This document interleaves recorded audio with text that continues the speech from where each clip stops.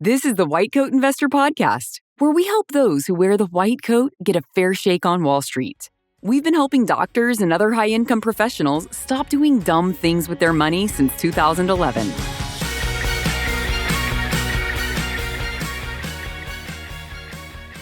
This is White Coat Investor Podcast number 331. 401K and IRA limits are totally separate. Thousands of doctors have trusted Pattern to help them understand and obtain disability insurance. They trust Pattern because they know their time is valuable. And doctors have more important things to do than worry about insurance. Pattern gathers quotes from the top 5 providers to deliver options unique to your situation. Here's how they do it. Number 1, request the quote. Number 2, compare your options in a short meeting with one of the expert sales advisors. And number 3, buy risk-free. So request your quote today at whitecoatinvestor.com/pattern. All right, welcome back to the podcast. It's been a little while since we recorded some. Part of that is because I flaked out last week when I was supposed to record a bunch of podcasts. Turned out I had gone to the local amusement park. It's called Lagoon here in Utah. And I was standing in line for a ride when Megan texted me and said, "Aren't we recording today?"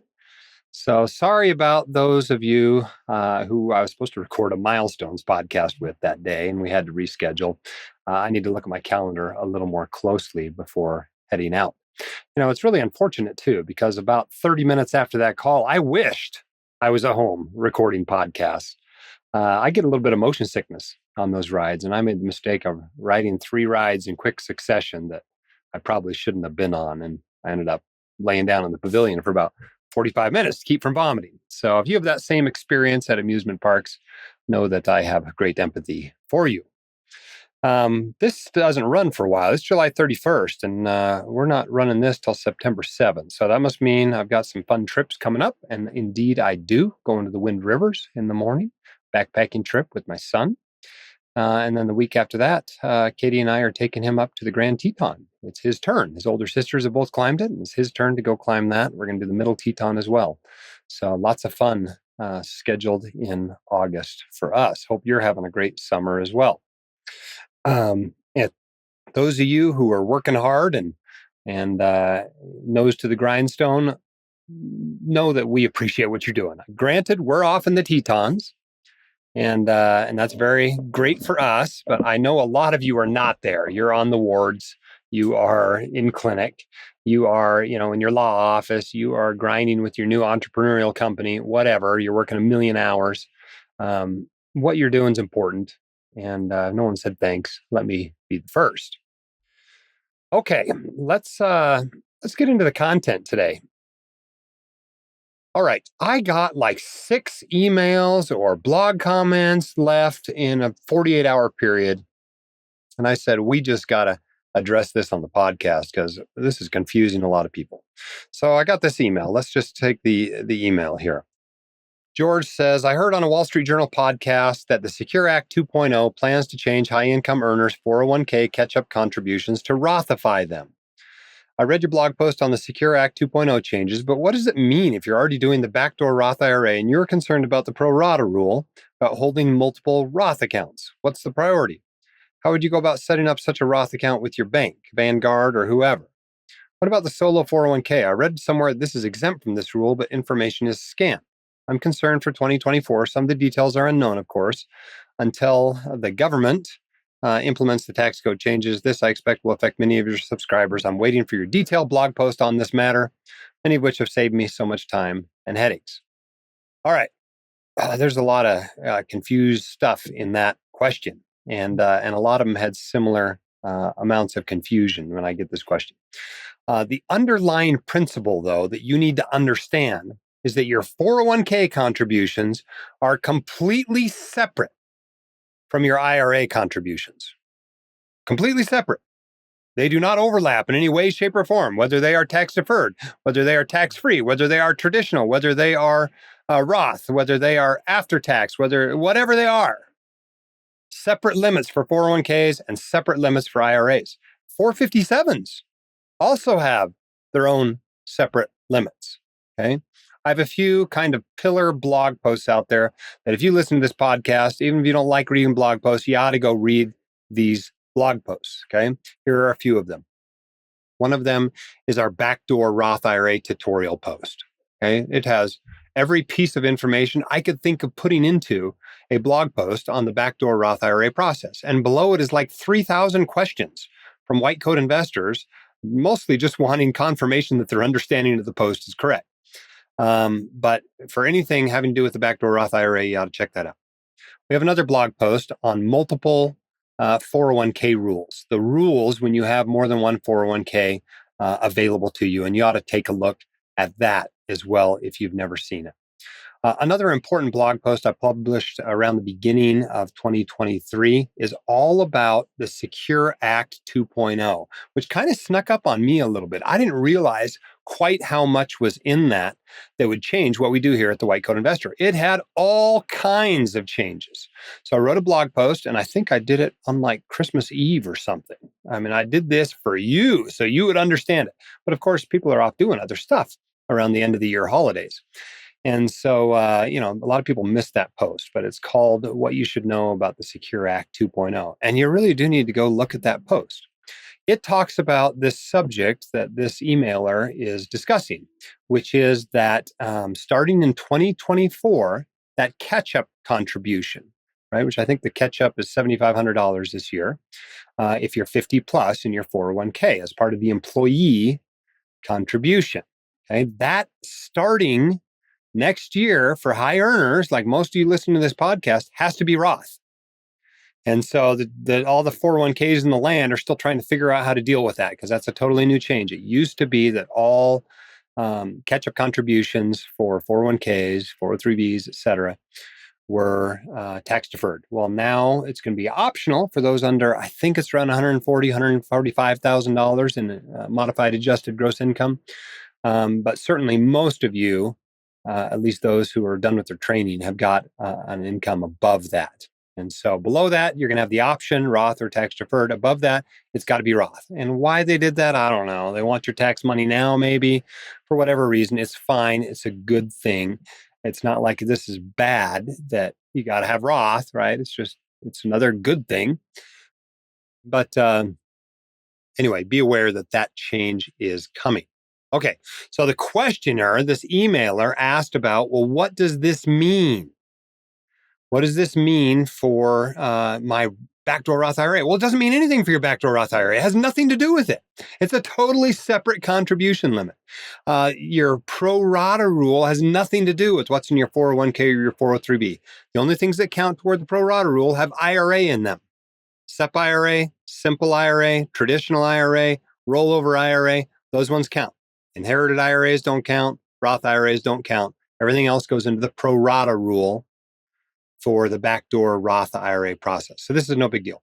Now, how do you set this up? Well, you don't set this up. Your employer sets this up, right? It's their problem, right? Their 401k's problem specifically has to figure out how it's going to do Roth contributions into the 401k. You don't have to go to the bank. You don't have to go to Vanguard. You don't have to do anything else to set this up. Now, if you are self-employed, that may not be the case. You've got to pay a little more attention to it since you're in charge of your 401k, and you've got to make sure you're complying with the rules and the contributions that go in there, these catch-up contributions, are Roth. Okay, so there's other changes in the Secure Act 2.0 you should be aware of.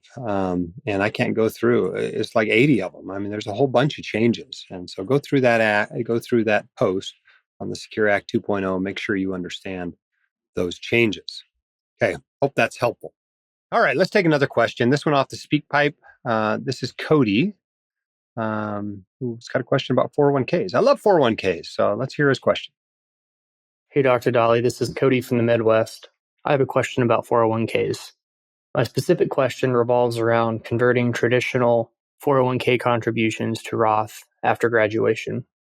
A little background: recently completed a 3-year residency program. During the first year of residency, I used exclusive traditional 401k contributions and then transitioned over to Roth contributions afterwards. I was wondering, is it possible to convert those traditional 401k contributions and the match that the employer provides, which is 5%, to a Roth, even though I am taking a attending position at the same institution? Okay, great question, Cody. Thanks for being in the Midwest. The Midwest needs doctors too. Everybody else might call it flyover country, but those of us who have been there and spent significant time there know there's some pretty awesome people in the Midwest. All right, here's the deal. You got basically three options. One, if your current plan allows it, you can do in-plan Roth conversions of that tax-deferred money. The plan may not allow it, though. When you leave the employer, and I'm not sure if you're leaving or staying in the same place, but if you're leaving, you can take the money out of that 401k and roll it into the new 401k, wherever you're going, or new 403b, wherever you're going. And that plan might allow you to do a in-plan Roth conversion. Finally, you have the option of taking the money out of the plan and rolling it into your Roth IRA, which is probably what most people do and probably what you should do if you can afford the taxes on the conversion of that money from your intern year.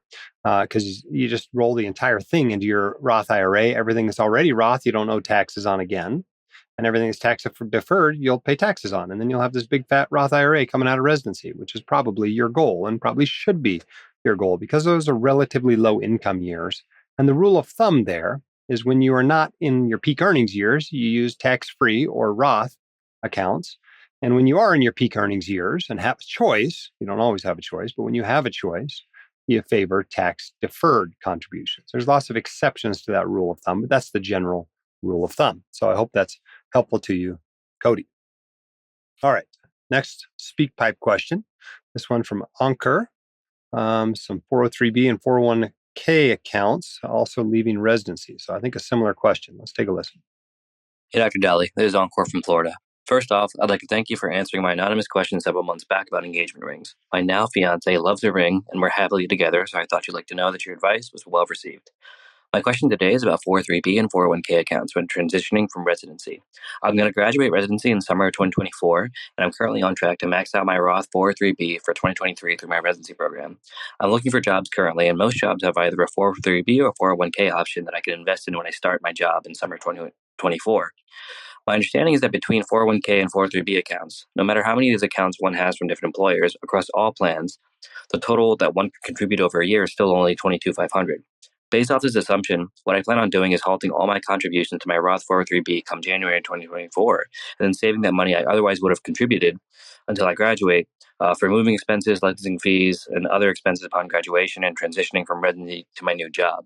The reason why is that at my new job, I presume that I'll be able to max out my new 403b or 401k very easily within the last few months of the 2024 calendar year. And I feel like there's not much point in contributing money in early 2024 that's otherwise more valuable to me at this stage of my life as a resident, given that I should be able to easily max it out later in the year when I start my attending job. Is this a reasonable plan? And is my understanding of 403bs and 401k limits correct? Thank you so much. All right. Good question. But let's talk more about engagement rings, because that's a lot more interesting subject to all of you, it turns out. We just had a staff meeting, and our most significant post on social media last month was a survey about engagement rings. People are very interested in the cost of engagement rings. So we had this survey. We surveyed white coat investors what they spent on engagement rings. And the interesting thing is almost exactly the same data across all the platforms, Twitter, Facebook, Reddit, whatever. It was almost exactly the same. But there are plenty of you that are not spending that much on an engagement ring. I don't remember the exact percentages, but I think it was 20%-ish or so. We're spending less than $3,000 on an engagement ring, which is what I spent 24 years ago, was like $2,500. And so there's lots of you out there. If you're feeling like you don't want to spend a lot, there's plenty of white coat investors that are not spending a lot on engagement rings. Now, some of those might be older, and it was many decades ago that they bought that engagement ring and haven't adjusted for inflation. But just so you're aware, there's plenty of people not spending that much. The majority seem to be in the $3,000 to $10,000 range, though.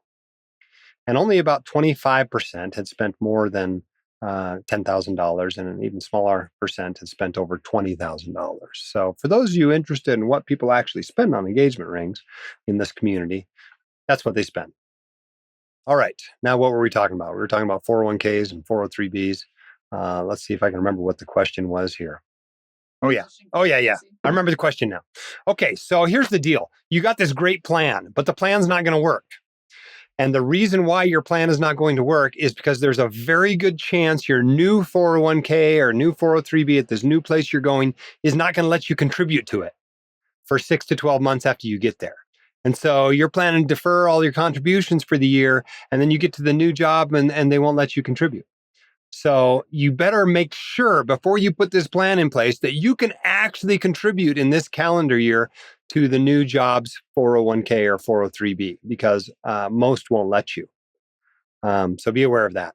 Sometimes they just don't give you a match that first year, but a lot of times they won't let you use the 401k at all. So if you're going to use one in a year that you change jobs, you almost surely want to max out the one from the job you're leaving, because you might not have a new one at the new place. Now, as a resident, that's hard because you don't have any money. And so you got to do the best you can, right? I mean, honestly, if people are saving something in residency, I'm happy. And most people's retirement savings in residency is going to be less than a Roth IRA contribution. So the fact that you're getting into a 401k or 403b at all, kudos to you and great job. I certainly was not saving that sort of money as a resident, and I turned out okay. And I think that's the case for most white coat investors. I'm amazed when I meet these people that are maxing out his and her Roth IRA and a 457b and a 401k, and they're living off one resident salary, and they have 2 kids at home. And I'm like, how are you eating? But some people are very, very good savers, better savers than I am. But keep in mind, this plan of yours may not work. So you need to call HR at the new job and find out what the rules are on their new 401k. This is also a good moment to talk about that pillar post I mentioned earlier, right? Multiple 401k rules. Go to the blog and read it, understand those rules. Because yes, while a 401k and 403bs, et cetera, share the employee contribution for those under 50, that's $22,500 this year. They share that contribution. The total contribution into the 401k is different for unrelated employers, right? This is the $66,000 if you're under 50 this year. And so theoretically, you could max it out at your current employer, go to a new employer later in the year, and they could put a bunch of employer money in there up to $66,000, even though you maxed out your 401k at the other job. Now, they may not be willing to. Most big employer 401ks won't do that, but be aware that that is an option. And how this usually works out is if you have some 1099 income on the side and you have a solo 401k, then you can really start taking advantage of that. All right. It's scholarship time. It's a little late to apply now. By the time you hear this, it'll be September 7th. We are in the judging process. So thanks to those of you who volunteered to judge this year. Thanks to all of you who sent in an application essay. Without you, there wouldn't be a WCI scholarship. Who else is necessary, though, are our sponsors, our contributors, our advertisers that support this scholarship. And 100% of the money they give to this scholarship goes to the winners. None of it goes to us. And then Katie and I, via the White Coat Investor, throw a big chunk in as well. And that's basically where the money comes from. It's not like there's an endowment fund for the scholarship. It's just, money that people put in every year. And a few White Coat investors usually contribute a little bit as well. But we should recognize our platinum level contributors. These folks donated $8,000 a piece to this White Coat Investor scholarship this year. And they are Larry Keller with Physician Financial Services. He's been with us for a long, long time, helping white coat investors to get particularly disability insurance. Another one who's been with us even longer than Larry is Michael Relvis at MR Insurance. And I think he might have been the first 2 or 3 advertisers on the blog.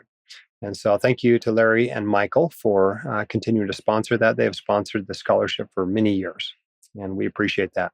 SoFi has also been a longtime sponsor of the White Coat Investor Scholarship.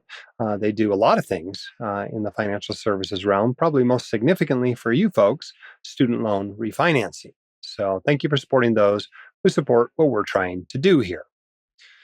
All right, let's take a question from Maria, who wants to talk about taxes and Roth conversions. Hello, I'm an internal medicine doctor, and I didn't, put in the money in my traditional IRA, last year and converted how it's supposed to do. I kind of delayed it and put in the $6,000 together on December 30th of 2022 in my traditional IRA. And then I wasn't able to convert it the same day or the next day because it was the weekend. So it wasn't showing up on Fidelity.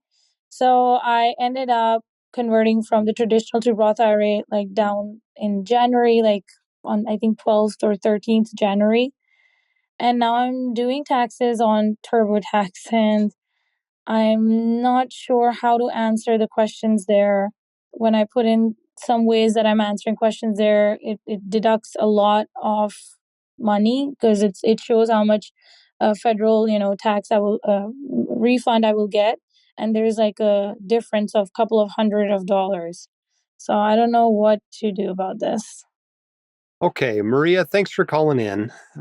This is a very common issue among white coat investors. I'm going to use you a little bit as an example here for everybody else listening. Mostly because I think you probably resolved this already, given where we are in the year by the time this comes on the podcast, first week of September. I mean, even if you filed an extension, your personal taxes are due by September 15th. So I suspect you've already filed your taxes and gotten this question answered somewhere else. But it's a good question to talk about. Here's the deal. Don't do your backdoor Roth IRA the last week of the year. Okay? Just don't do it. It's fine to do it in the new year, but it makes things really complicated when you try to squeeze it in before the end of the year. There is only one deadline in the backdoor Roth IRA process, and that deadline is for contribution to the traditional IRA. Right? The deadline for that is when you file your taxes, typically April 15th, but if you file an extension, September 15th of the next year. So you don't have to get it in on December 30th or you won't be able to make it. You can do it the next year. All right? That's the only deadline, the only true deadline in the whole process. Now, if you want to keep your paperwork simple, I recommend you do your traditional IRA contribution and your Roth IRA conversion. Right? So you're contributing to the traditional IRA, then you're converting it to a Roth IRA during the calendar year. So I do mine now in January, like the first or second week of January. We put money in the traditional IRA. It takes a couple days to settle maybe, and then we move it into the Roth IRA. And then it's done for the year. And it keeps the paperwork really simple. Every year I'm reporting a contribution. Every year I'm reporting a conversion. There's very little growth on the money in between those two events. It makes for really simple paperwork. When you don't do that, you get complicated paperwork. And that's what you're dealing with now, Maria, is you are dealing with complicated paperwork. Now, it sounds like this may be the first time you did this. And so when you fill out your Form 8606 for the current year, which sounds like it would have been 2022, you just report the contribution because the conversion was not done in that year. And then the conversion goes on your 2023 taxes because you did it in 2023. You're probably also reporting another contribution and another conversion for the 2023 tax year when you do that, but that's okay. If you wait a while between those two time periods, your money may grow. You might lose money too if you've got it invested, which you shouldn't do in between the contribution and the conversion. You should just leave it in cash.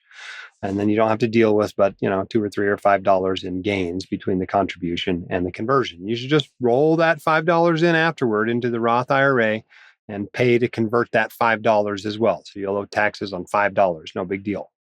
All right. And then you just make sure you report exactly the amount you contributed and the exact amount that you converted. Work your way down the form.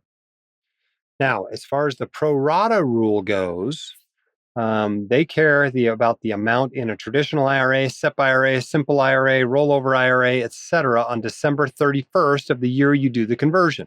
In your case, Maria, this does not apply to you because you didn't do a conversion in 2022. So you get off from getting prorated, no problem. You just take care of it in 2023. It's not the end of the world to be prorated. It's not illegal to be prorated. Often you can just clean it up with your next year's tax return if you do get prorated. But it does make your paperwork kind of complicated where you have, a few $100s here and a few $100s there.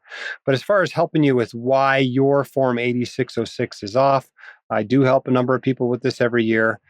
Typically, they post on that Backdoor Roth IRA tutorial comment, and we try to work through their particular 8606 issue.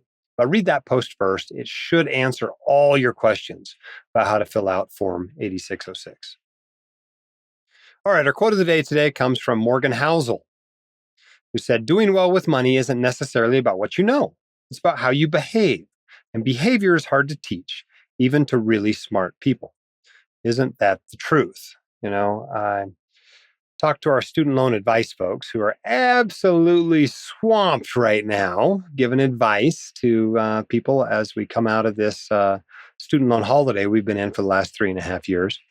And heard a story of a doc who had many hundreds of thousands of dollars of student loans, and it was, if you go back through it all, it's kind of accumulation of bad financial decision after bad financial decision after bad financial decision. Basically, when you are wanting to be a doctor above anything else, and there is no price too high to do that, you can end up with terrible, terrible, student loan situations that the only way to get out of is to get a portion of those forgiven via public service loan forgiveness, which requires full-time work, and then working full-time to pay off the rest of the student loans, the private ones, the ones that don't qualify for public service loan forgiveness. But it's not an option to decide you want to be a doctor no matter what the cost, spend many years doing so, rack up all kinds of student loans doing so, and then decide to go part-time. It just doesn't work. You don't get a pass on math. And so behavior matters, and it matters a lot in personal finance. And we need to be smart with our decisions from the beginning. And that's why I've tried to write books and material for students, reach people as pre-meds, so we can be making smart financial decisions from the beginning of our career and not end up in those sorts of situations. If you are in that sort of a situation, highly recommend our service, studentloanadvice.com. Yes, they're booked out a little ways right now. But the truth is, if you're in that bad of a situation, your student loans aren't going anywhere anytime soon. And even if you got to wait a month or two for advice, it's still going to be well worth it. If those volumes, of course, stay high, we'll have to figure out how to hire more people to help you folks. But I think it might just be a big influx due to the change in the student loan holiday. We'll find out soon. All right, next question. This one from Jeff on the speak pipe. Hello, Dr. Dahle. Thank you for everything you do. I have been drinking from the fire hose of your books and website during the downtime of my 4th year of med school and have loved every bit of it. My question is, if I want to maximally contribute to a Roth 403B and a Roth IRA, how would I go about doing so? I will start residency this July and earned around $30.5K, maybe a little more when they re-announce stipends for a half year of pay. My residency offers 403B contribution, I assume as a withholding from my W-2 paychecks after taxes. I have a Vanguard UTMA account that will become my brokerage worth in total of about $150K and can live off of that for the half year while most of my paycheck goes towards the Roth accounts. My state for income tax purposes will be Nebraska, and I also have the option to open an HSA account, but I think that would reduce my post-tax income and thus how much I can contribute to Roth accounts, at least for this year. All right. Well, my first question to you, Jeff, you answered, which was, how are you going to eat if you're maxing out these accounts? And it seems you have a sum of money. So congratulations to you on that. And be sure to thank whoever put together that UTMA or UGMA account for you. I know many of us white coat investors are doing that sort of thing for our kids or for nieces or nephews or grandkids or whatever. And, here's the other end of it, right? You got this wonderful opportunity that you can use to continue to build wealth. You've become more financially savvy than probably most people at your state, your age, and your state of training. And so it's wonderful what they've done for you. Be sure to thank them for that. All right. So how would I do this if I were you? Well, exactly what you're talking about. You defer as much as you can into that Roth 403B account and get as much in there as you can, and you live off your savings.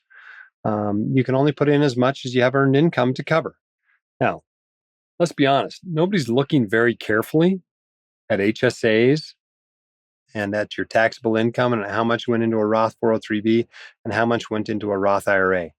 I'm not even sure there's a rule against using the same earned income to go into a Roth 403B and a Roth IRA and an HSA. Now, they each have their rule. You have to have enough earned income to cover the contribution, but I'm not sure that it can't be the same earned income. I don't think anybody really looks at that very closely, number one, so you're not going to get caught on it. Number two, I don't think there's a rule that I know of.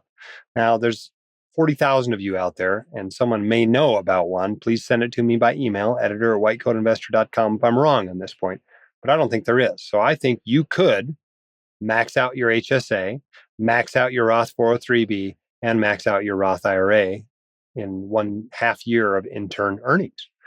It'll be close, though. right? Because your Roth 403B contribution will be 22.5. Your Roth IRA is going to be, 7 this year? Is that what it is for people under 50? And the HSA would be 3,000 something if you're not married. And so you're right about what you're making as an intern. So, but you should be able to do it. I mean, because you got this $150,000, you're basically converting from a taxable account to a Roth account, which is pretty cool. Whoever put that in there many years ago, almost no taxes have been paid on it in the meantime, and now no taxes are going to be paid on it ever again. So it's really extending that tax-free growth on that money for you. So I'd try to do it all. You're in the position to do so. One problem you may run into that I mentioned earlier on the podcast is they might not let you contribute to that 403B this year. Wouldn't surprise me at all. Check with HR. Okay, if that one wasn't in the weeds enough, let's take this question from James, who wants to talk about Roth versus traditional. Hey, Jim. This is James from Kentucky. Just want to say thanks for all that you do. I came across your stuff early in residency, and it's paid significant dividends for me and my family moving forward as I've gone through residency training now as a young attending. My question is kind of an in the weeds question for the age-old argument of Roth versus traditional 401K or 403B contributions. But mine specifically has to do with younger attendings like myself under the age of 40. So when considering Roth versus traditional, if you put in the maximum 22,500, even if you're at a marginal 40% tax rate, you'd be taxed effectively at $9,000 in taxes paid the year of the contribution. And that's going to grow over, let's say, a 25-year period if I retire a little bit early, around age in the late 50s, to 96,500 if you factor in roughly 6% interest. And even if I pull that out at 10% tax rates after it's grown, you're going to end up paying $9,600 worth of taxes roughly. And if you get a better return, let's say 7%, or leave it in there for a little bit longer and retire in your early 60s at a more traditional age, that tax difference grows to about $3,000. If you achieve both the 7% return and retire at a traditional age, it's more like $8,000 on taxes saved for that contribution. So to me, it seems like if you're under age 40, the advantage of tax-free growth with Roth are so significant that would be the preferred landing spot for your contributions. And before you suggest that you should be investing the difference, let's say for my written financial plan, which I have, I'm contributing towards my retirement a fixed percentage of my income each year, and that any tax savings would be above and beyond my contribution limit for my family's goals this year from the traditional. James, did you hack our system? Because that is the longest speak pipe message anybody has ever left us. That was almost 2.5 minutes. We're supposed to have this thing set to cut you off at 1.5 minutes, but you got it all in. So let's answer it. And we'll figure out what happened in the background that our speak pipe was not working properly. At any rate, here's the mistake it sounds to me like you're making. Remember, it's not about the total taxes paid. It's about the tax rates. It doesn't matter if you're paying more taxes later, okay? What matters is how much you have after paying taxes. And so if you're in the 45% bracket now and you're going to be in the 15% bracket later, I assure you, tax deferred is the right move. Okay? The math will work out if you calculate how much you will have left after paying taxes. Now, if you do tax deferred, you will pay more in taxes because you're paying it later. And so that money's grown in that tax deferred account over many decades. But that's okay. It's okay to pay more in taxes. That's not a bad thing. Okay? What you want to do is have the most after you pay the taxes. Now, Roth versus traditional is a very complicated discussion. Sometimes it doesn't even matter, right? Because if we're talking about an IRA contribution for high income earners, your only choice most of the time is a Roth IRA via the Backdoor Roth IRA process. And some employers from time to time haven't offered Roth in their 401k or 403b, so your only option has been tax deferred. And so you don't have to make a decision when that is the question. But when you do have a choice, the rule of thumb is peak earnings years, tax deferred, other years, tax free. Lots of exceptions to that. Super saver is an exception to that. If you're going to have a lot of other income in retirement, Social Security and pensions and, retirement or income property income and those sorts of things that's going to fill up your lower brackets, then you may be better off with Roth now. Okay? It's not like putting money in a Roth's a bad thing. It's never taxed again, right? There just might be a better option for you, but you got to run the numbers, and you don't have all the numbers you need to truly run them because you don't know what your income will be later. You don't know what phase outs and the IRMA cliffs will be in retirement. You don't know exactly what the tax brackets will look like. And so there's a lot of guesswork involved. You have to make some assumptions when making these decisions. Here's the deal, though. If the decision is really hard for you, it probably doesn't matter much. And if it's a really easy decision, well, it will matter a lot, right? If you're obviously going to be in a much higher tax bracket later, or you're going to be in the highest tax bracket your entire life, or if you're obviously going to be in a much lower tax bracket later, it's an easy decision, makes a big difference. But if you're not sure, then it probably doesn't matter all that much. So don't worry about it too much. I've got one partner, he just splits his contributions. Half of them going Roth, half of them going tax deferred. And he knows that one of those is wrong. He's not sure which one it is, but he'll have plenty of tax diversification when it comes time to retire. All right. Thank you for the question. All right. I just got done reading a book that I don't know if it was a blog reader or a podcast listener asked me to read and actually review. I don't know if I'm going to review the book. It's a fiction book. It's by an author called Lionel Shriver. The title is The Mandibles, A Family, 2029 to 2047. And what it is it's kind of in the apocalyptic fiction genre, except it's not a zombie apocalypse. It's not caused by AI, a la Terminator or, those sorts of post-apocalyptic worlds. It's an economic apocalypse, maybe a little bit in the tradition of Atlas Shrugged. Maybe not quite as heavy of a political focus on it, but there's definitely some politics in there. If that offends you, don't read it. But it's kind of an interesting thing to think about. Basically, what happens in this book is that the dollar stops being the reserve currency of the world. It's replaced by something apparently Vladimir Putin came up with, even though it shares the name of something that Keynes came up with many decades ago, the Bankor. Basically a currency that's, set to the price of some commodities. At any rate, the U.S. president is so mad that the dollar has been replaced as the world's reserve currency that he causes the U.S. to default on its debt. And so anyone who owned any treasuries, most of which are owned by U.S. citizens, just lost all that wealth. And then they start printing money and massive inflation ensues. And the book follows this family through the economic circumstance from 2029 to 2047 as the U.S. kind of implodes due to this massive inflation.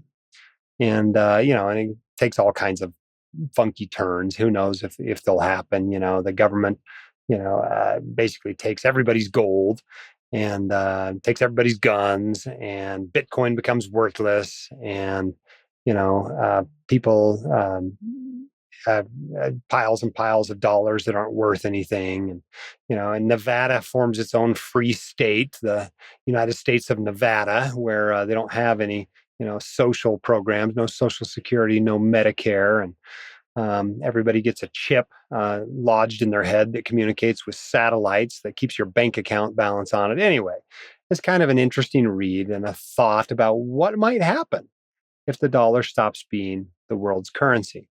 It's interesting that that this comes up, because lots of people worry about this.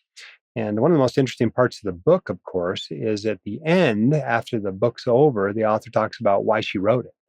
And in a lot of ways, she says, well, I see my own frailties and, that my body's getting older, and I just, kind of transfer those to the United States and imagine what it would be like if it was wearing out like I am. And that's kind of the way it goes. Now, the lessons to learn there, well, bad things can happen. Inflation is bad. That ought to be a pretty good takeaway. And that when the economic system breaks down, nobody's really all that safe from society itself. For example, in one scene, the family, this is an extended family, and one of their houses burns down. And they go to live in this apartment that's already stuffed to the gills with other family members. And after they've been there for a couple of hours is all, they let in a neighbor, and the neighbor holds them up at gunpoint and throws them out of the apartment and basically takes that apartment from the family, and they're homeless and go on a trek to a farm, some family member that's acquired a farm out in the boondocks. And so interesting read. You may want to check it out. I don't know that I would change my portfolio or anything based on this. It was very interesting. I expected something about Bitcoin or something about some other crypto asset to come into it. It was only mentioned once in the book and very dismissively. And you know what happened to Bitcoin, as though it had all imploded.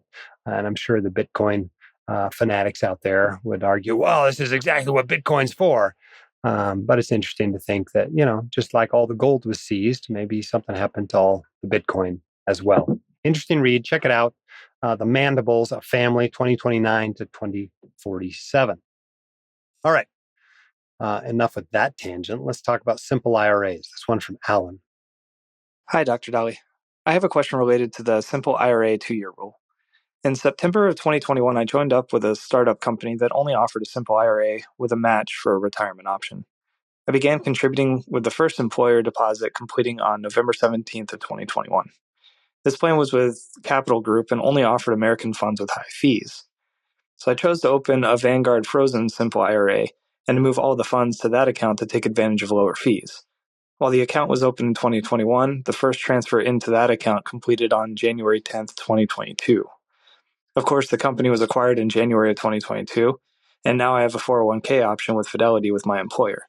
I'd like to roll over all of the funds in the Vanguard Simple IRA as soon as possible so I can take advantage of a backdoor Roth IRA conversion going forward without dealing with pro rata. For the Simple IRA 2-year rule, when would I be allowed to roll over all of the remaining funds in the Simple IRA without incurring a penalty? Is it based on the first deposit in the employer-sponsored account or based on the first deposit into my Vanguard frozen Simple IRA? Thanks. Wow, Alan, you have stumped the chump. I don't know the answer to your question. The good news is these dates aren't very far apart. So even if you waited for the second one, it's no big deal. You're not going to pay that much more in higher expense ratios than you would. So I think to be safe, I would wait. I would wait until 2 years from the time you rolled all that money into the Vanguard Simple. And then just roll that into the 401k. No big deal. Should be nice and clean. And I think that's the way I would do it.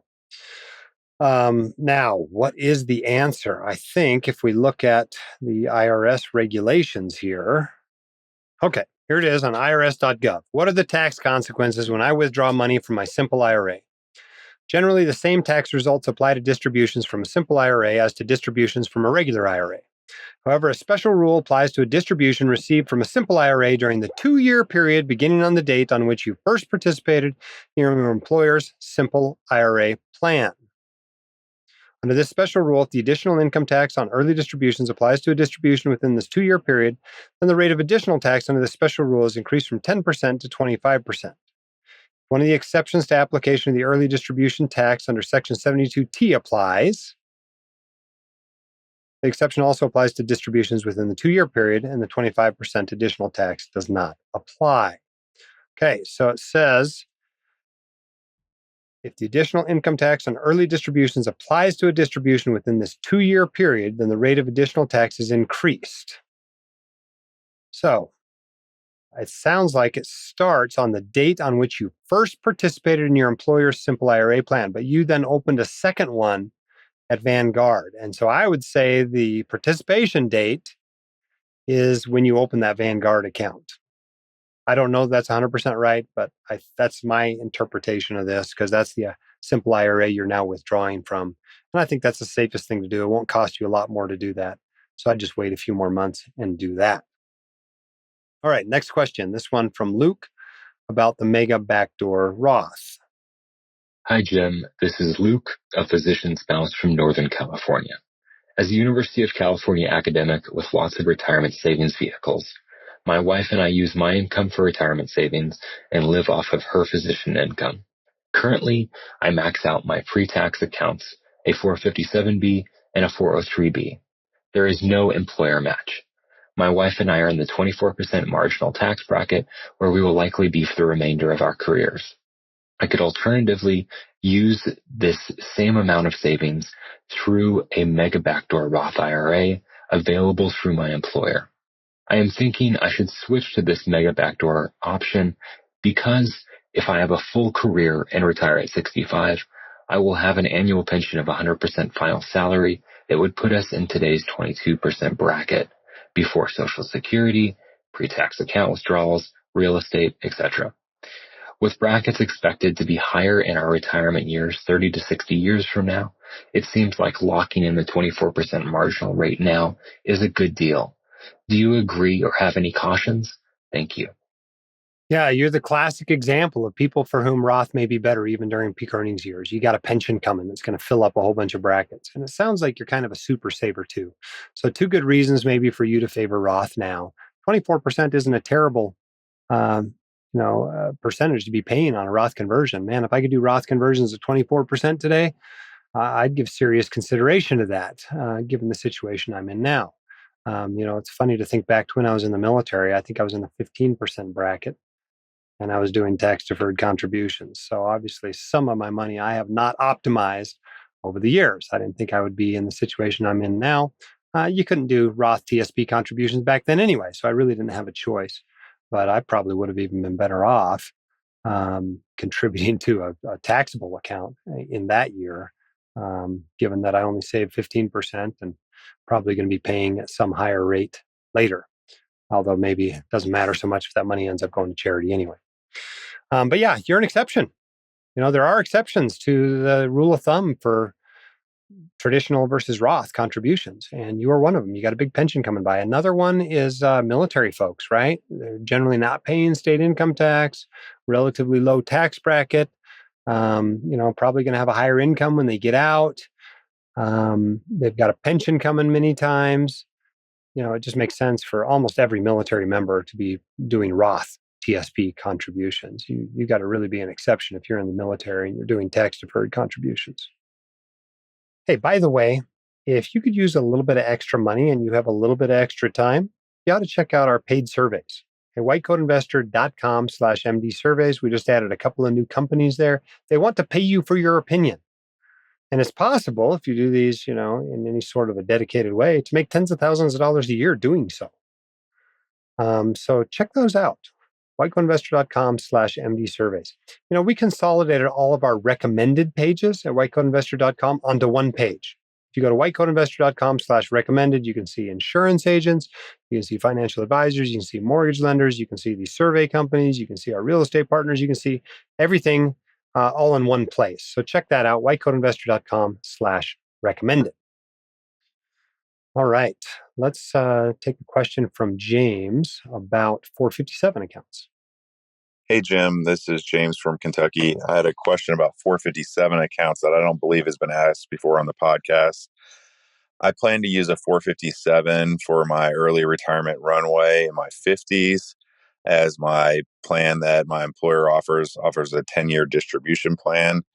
My question is, since this is a deferred compensation and technically owned by the employer, and I've not taken the compensation prior to that separation, can I use the income from the 457 distributions to count towards earned income in those years of my 50s to be able to do a Roth IRA or backdoor Roth IRA, depending on my income amounts during those years? Let's say for the argument of this, I don't have any other sources of active or earned income during those years other than my 457 distributions. Thanks. All right. Good question. Easy one to answer. No, it's not earned income. Sorry. That earned income was counted when you earned it for retirement plan purposes. It's not counted now that you're getting it later. So the way you can tell this is because you pay the payroll taxes when the money goes in the 457. Your Social Security and Medicare taxes, you pay that on your 457 contributions, just like you would on a 403B or a 401K. As soon as that money is yours, when you provide the services to get that money, and when that money is no longer subject to risk of forfeiture, that's when you pay the FICA taxes on it. And so that's essentially when it's earned income, is in that year. When you take it out 20 years later, that's not earned income. Sorry. It'd be very convenient if it was, but it's not. This episode was sponsored by Pattern. At Pattern, we help thousands of doctors learn about the importance of disability insurance. We understand that this is something they need to check off their list, but we're here to help you obtain the right policy at the right time. Thousands of doctors have trusted us with their financial future. We hope you will too. Here's how our simplified process works. 1, request your quotes. 2, compare your options in a short meeting with one of our expert sales advisors. 3, buy risk-free. So request your quotes today at whitecoatinvestor.com/pattern. Thanks again to our Scholarship Platinum sponsors. Thanks to those of you who have been leaving us 5-star reviews and telling your friends about the podcast. A recent one came in from Wales, who said, the best financial podcast for high income and future high income earners. Dr. Dahle has a very clear and understandable message and provides great information for physicians and those with a high income, as well as medical students and residents and those who will soon have a high income. All right, thanks for that review. Those 5-star reviews do help us to spread the word about this important information for you and your colleagues. You can do this. It's not that hard. Tens of thousands, hundreds of thousands of white coat investors have figured out this financial literacy stuff, and you can too. If all these rules about retirement accounts went over your head today, don't worry. The second or third or fifth or eighth time you hear them, they're going to gel and you're going to understand them. And occasionally you'll have to look something up like I do, because you can't keep all the rules straight. But that's okay. Understanding the basics will pay dividends, quite literally, in your life and give you the freedom to practice like you've always wanted to live your life, to take care of your family, to support your favorite charities, whatever, however you define the good life.